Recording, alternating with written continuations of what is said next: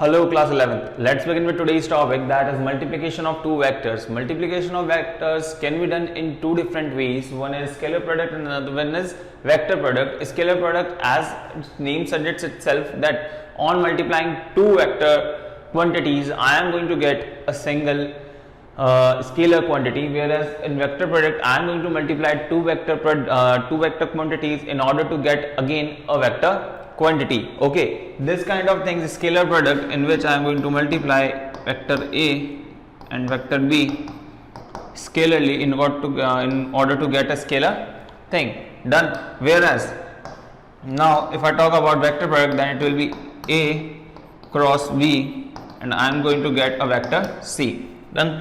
ये मेरे को स्केलर मिला, मैंने इसके ऊपर कोई एरो नहीं लगाया, तो it is a scalar quantity and it is a vector quantity. This kind of thing is known as dot product. ठीक है. whereas this kind of thing is known as cross product. So let's discuss dot product in detail in this lecture. Okay, for dot product we are having two vectors A and B inclined with each other at an angle of theta. Done.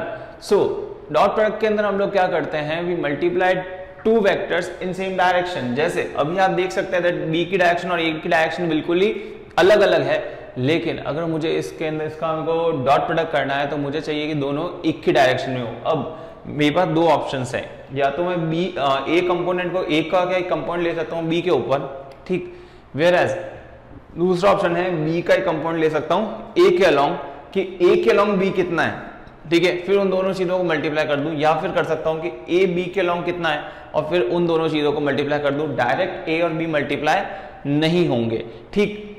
सो इसका component लेने के लिए हम क्या करते हैं, just यहां से एक स्ट्रेट लाइन परपेंडिकुलर यहां से हम एक प्रोजेक्ट करते हैं. डन. इसका मतलब क्या है कि अगर मैं इसके ऊपर एक टॉर्च रखूं तो कितना इसके ऊपर प्रोजेक्ट होगा, ठीक. तो इस तरह से हम लोगों को इसके ऊपर काम करना होता है. सो अगर मैं यहां पर देखता हूं तो it's like this. This red arrow is representing projection of B on A, ठीक. This B का A के ऊपर प्रोजेक्शन कितना है, तो magnitude of this length, अगर मैं इसको नाम O दे दूं तो magnitude of this length is going to be equals to magnitude of vector B into cos theta. मुझे नहीं लगता कोई सर्च करने में कुछ प्रॉब्लम आई होगी. अगर ये O है, ये B है, and let it be your some D and let this one be A. So in triangle BOD you can see that cos theta is equals to base upon hypotenuse, that is OD divided by OB. In same way OD is equals to OB cos theta, where OB is the magnitude of vector B. तो मैं इसको ऐसे भी लिख सकता हूँ proper तरीके से, और सिर्फ बी भी लिख सकता हूँ. अगर मैं सिर्फ बी लिख रहा हूँ और इसके ऊपर वेक्टर का साइन नहीं बना रहा हूँ, इसका मतलब क्या है कि मैं क्या लिख रहा हूँ, सिर्फ मैग्नीट्यूड को मेंशन कर रहा हूँ. तो that is equals to B cos theta. Done. तो मेरे को पता चलेगी कि ओडी की लेंथ कितनी है and they both are in same direction. Done. चलिए अब मैं करता हूँ इनको मल्टीप्लाई. तो अब मैं यहाँ लिखूंगा that A vector dot vector B is equals to magnitude of A multiplied by magnitude of this OD, that is magnitude of A into magnitude of B into cos theta. Okay, so this product is dependent of theta. अगर मैं theta बदलूंगा तो आपकी चीजें बदलती रहेगी. ऐसा कैसे? Let's see that. Done.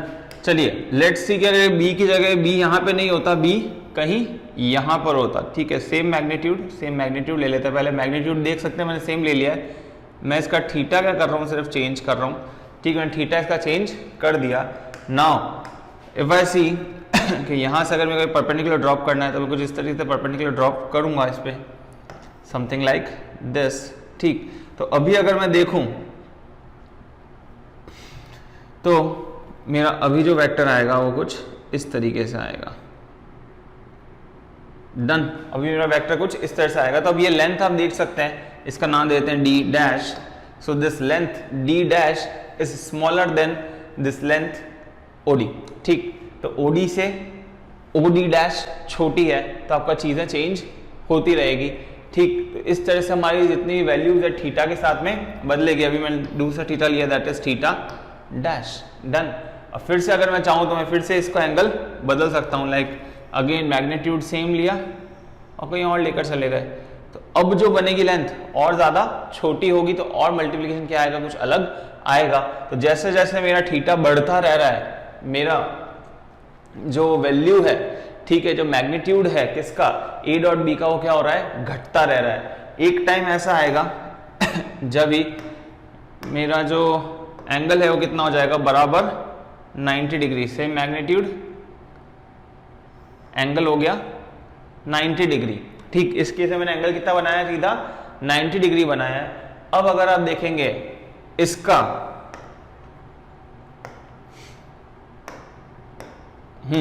इसका अगर मैं क्या बनाऊं, नीचे प्रोजेक्शन बनाऊं, तो वो कितना आएगा, 0।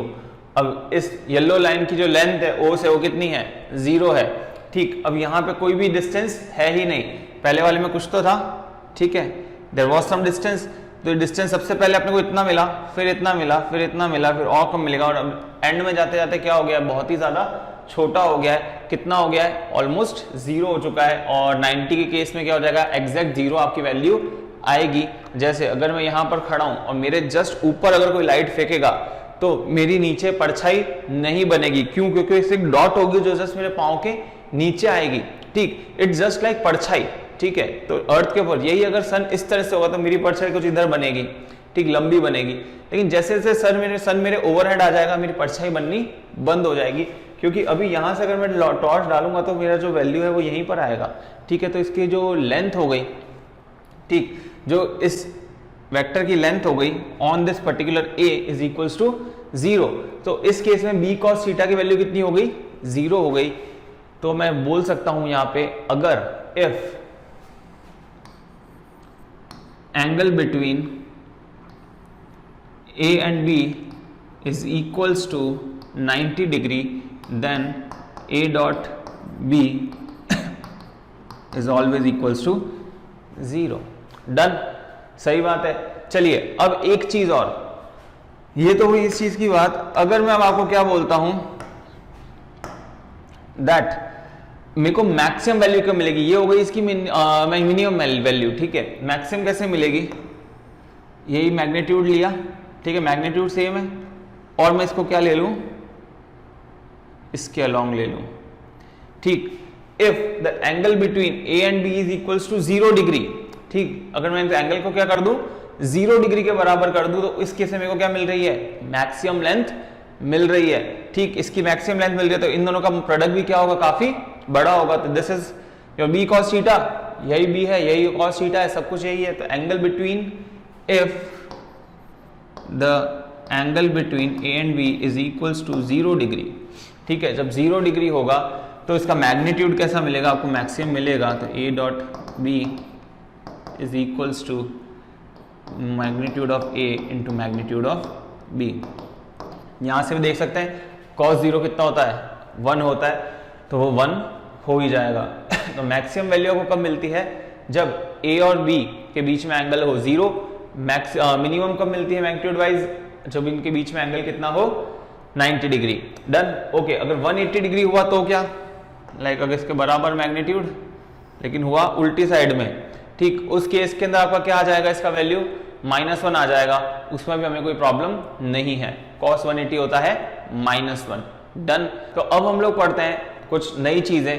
अगर आपको मैग्नीट्यूड दे रखा हो तो आप इस तरह से चीजें कर सकते हैं। तो एक एग्जाम्पल छोटा सा कर लेते हैं, फिर हम एक अलग तरह का एग्जाम्पल करेंगे। पहले हम देख लेते हैं, if magnitude of A is equals to 5, ठीक, मैग्नीट्यूड यूनिट्स, ठीक है, magnitude of B is equals to 2 units, and the angle between these two vectors is equals to 60 degree.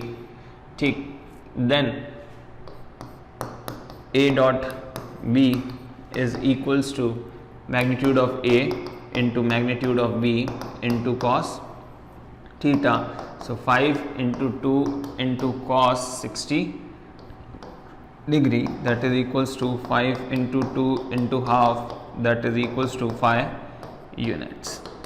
ठीक, ये तो बहुत सिंपल तरीका, अगर डायरेक्ट आपको वैल्यूज दे रखी हो, मैग्नीट्यूड्स की एंगल दे रखा हो, बट इफ आपको इस तरीके से दे रखा हो, ठीक, I cap J cap K form में दे रखा हो, then what you are going to do. Done.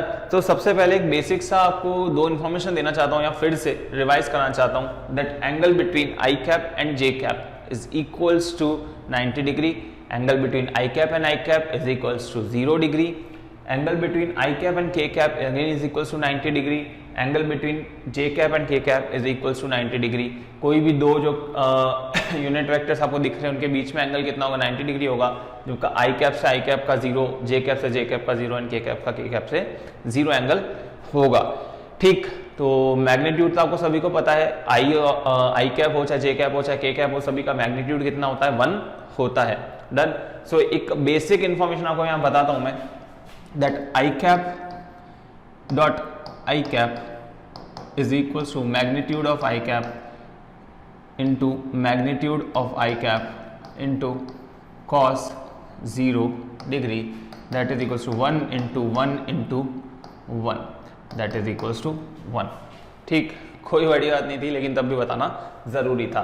लेकिन अगर मैं आपसे बात करूं आई कैप डॉट जे कैप की, तो यह आएगा magnitude of I plus multiplied by magnitude of J multiplied by cos 90 degree, because this is the unit vector along x axis, whereas this angle this vector unit vector is along y axis। done। so यहाँ हो जाएगा 1 into 1 into cos 90, that is 0, so again I am going to get 0। so I dot k is again equals to magnitude of I cap magnitude of j cap cos 90 degree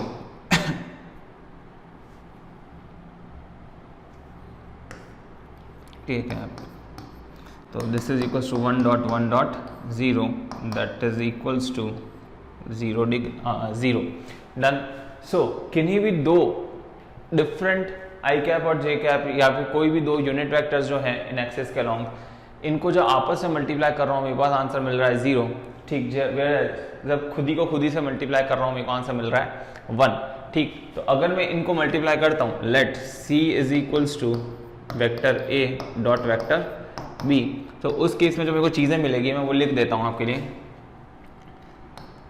इसको नाम देते हैं A1 A2 A3, इसको नाम देते हैं B1 B2 B3। Done. तो यहाँ क्या हो जाएगा, A1 dot B1 into I plus A1 B2 I J plus A1 B3 I K plus A2 B1 I J plus A2 B2 J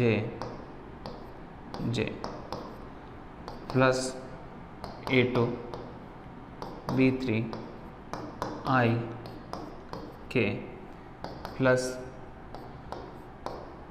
A3 B1 I K plus A3 B2 I J plus A3 B3 K ठीक, oh this will be your K। Done. So इस तरह से क्या बनेगा आपका proper एक format बनेगा जिसके अंदर 9 टर्म्स हैं। ठीक, अब इसके अंदर अगर आप देखेंगे तो यहां पर आपको क्या मिल रहा है, आई जे, मैंने अभी सिखाया आई जे क्या होता है, 0 होता है। ठीक, सेम ये भी 0 हो जाएगा, ये भी 0 हो जाएगा, ये भी 0 हो जाएगा, और ये भी 0 हो जाएगा, और ये भी 0 हो जाएगा। जो टर्म्स हमारे पास सस्टेन करेगी वो कौन सी होगी, एक तो B1 A1 I और I, ठीक, एक ये, और एक हमारे पास बची ये J और J, ये भी चीज़ क्या हो जाएगी, कट हो जाने वाली है। सो अगर मैं इसको ग्रॉस लिखूं तो ये इस तरह से मिलेगा that A dot B in this case will be equals to A1 B1 plus A2 B2 plus A3 B3, क्योंकि K cap into K cap is equals to 1, J cap into J cap again is equals to 1, I cap dot I cap is again equals to 1। इन सबके बीच में dot product है, ठीक, सबके बीच में क्या है, डॉट प्रोडक्ट है, ठीक। तो इनको डॉट प्रोडक्ट जैसे ही करते हैं अपने को क्या मिल जाएगा, 1 1 1 सब जगह मिल जाएगा और डायरेक्ट आपको स्केलर क्वांटिटी मिलेगी। Okay, let do an example for the same, like if A cap is equals to I plus J plus K, ठीक, whereas B is equals to I minus J plus K, ठीक। तो C will be equals to A dot B that is equals, इनको multiply करो आपको answer आया 1, ये सब cap है, डन। 1 यहाँ पे आएगा माइनस इंटू प्लस, तो यहाँ पे आएगा 1, अगेन प्लस 1 इंटू प्लस 1 आएगा 1, ठीक। तो इससे क्या ये जो आंसर विल बी 1, तो C का आंसर आएगा 1 यूनिट, डन। इस तरीके से क्या होती है, इस तरह के क्वेश्चन सॉल्व होते हैं, डन। सो आपको कॉस्ट प्रोडक्ट मेरे हिसाब से समझ में आ गया होगा, डॉट प्रोडक्ट मेरे ख्याल से आपको समझ में आ गया होगा कि हम लोग किस तरह से चीज़ों को मल्टीप्लाई कर रहे हैं। अब 2 मिनट आप मेरे को दें और मैं आपको इसका सिग्निफिकेंस समझाता हूँ, ठीक। एक एग्जाम्पल से हम लोग इस चीज़ को समझने की कोशिश करते हैं। लाइक अगर मेरे पास यहाँ पर क्या है, एक कोई रोड है, ठीक, इसके ऊपर मेरे पास एक रोलर है, ठीक, इस तरीके से एंड मैं इसको मूव कर रहा हूँ इन दिस डायरेक्शन, ठीक है, ऐसे मैं इसको चीज़ को मूव कर रहा हूँ, डन। और मेरा फोर्स मैं इस तरह से अप्लाई कर रहा हूँ। After some time what I see कि जो ये रोलर है वो यहाँ पहुँच गया है, बट फोर्स की डायरेक्शन तो चेंज नहीं होगी, फोर्स अभी भी इसी तरीके से लग रहा होगा, ठीक। लेकिन जो मोशन हो रहा है वो हो रहा है इस डायरेक्शन में, ठीक, लेकिन जो मेरा फोर्स लग रहा है वो लग रहा है इस डायरेक्शन में, ठीक। तो इस केस में आपको फोर्स को क्या करना पड़ेगा, रिजॉल्व करना पड़ेगा in its 2 vectors like this and that, ठीक। इस तरह से आप इसको 2 में रिजॉल्व करेंगे। ये आएगा आपका F साइन थीटा, ये आएगा आपका F कॉस थीटा। अब ये F साइन थीटा क्या करेगा, आपके वेट को इसको क्या करेगा, बैलेंस करेगा mg, ठीक। जबकि ये वाला जो आपका फोर्स है F cos थीटा, इसकी वजह से आपका मोशन हो रहा होगा, इस वजह से रोलर यहाँ से यहाँ गया, इस वजह से चीज़ हमारी काम नहीं कर रही है, ठीक है। तो F cos theta is responsible for this motion, कि आप यहाँ से यहाँ जो आए हो इस F cos थीटा की वजह से आए हो। आपको वर्क का फॉर्मूला पता ही है, work is equals to force into displacement in same direction, ठीक है। ये आपने ऑलरेडी क्लास 9 में पढ़ा है, इसलिए मैं डायरेक्ट आपको यहाँ बोल रहा हूँ, होपफुली आपने 9th क्लास अच्छे से पढ़ी होगी। तो अपन ने वहाँ पढ़ा है that work done is equals to force into displacement taken in same direction, मतलब जिस डायरेक्शन में आपको फोर्स लेना है उसी डायरेक्शन की डिस्प्लेसमेंट आपको कंसिडर करनी है। तो F डॉट डी एस, तो यहाँ पे आ जाएगा F S cos थीटा, समझ में आया। तो यहाँ पर आपको क्या काम आएगा, डॉट प्रोडक्ट काम आएगा जब दोनों आपको सेम डायरेक्शन चाहिए। अभी क्योंकि आपने चीज़ें देखी है, ठीक, आपका जो सूटकेस होता है जो व्हील वाला होता है, आप उसको इसी तरह से तो घसीटते हैं, ठीक। अगर आप उसको क्या करेंगे, इस तरीके से अगर आप उसको फोर्स लगाएंगे ऐसे इस तरीके से, तो क्या वो मूव करेगा, नहीं, वो मूव नहीं करेगा। अब जैसे जैसे अपनी फोर्स की डायरेक्शन को, ठीक है, जैसे जैसे अपनी फोर्स की डायरेक्शन को इस तरीके से लेकर आते जाएंगे, आपका वर्क डन क्या होता जाएगा, बढ़ता जाएगा, वो ज़्यादा फोर्स आपको काम आएगा। इसीलिए आपने देखा होगा आजकल जो सूटकेस आते हैं, ठीक है, पहले आपको आपके सूटकेस को इस तरह से टिल्ट करके लेके जाना पड़ता था। अब जो नए सूटकेस आते हैं वो कैसे आते हैं, वो इस तरह से होते हैं, उस पर ट्रॉली ऐसे होती है, आप उस पर फोर्स इस तरीके से लगाते हैं, ठीक। तो पहले आपका फोर्स इस तरह से लगता था, ठीक, पहले आपका फोर्स इस तरह से लगता था, तो सिर्फ इसका जो ये कॉस कंपोनेंट है वही काम कर पाता था, ठीक है, F cos थीटा, ठीक है, ये सिर्फ F cos थीटा काम कर पाता था। लेकिन अभी इस केस में ये आपकी डायरेक्शन ऑफ फोर्स हुई, यही डायरेक्शन क्या है आपके मोशन की, सो इनके बीच में एंगल कितना हो गया 0। अगेन मैंने अभी बताया क्रॉस प्रोडक्ट का जो मैक्सिमम मैग्नीट्यूड मिलता है वो हमें कब मिलता है 0 के ऊपर।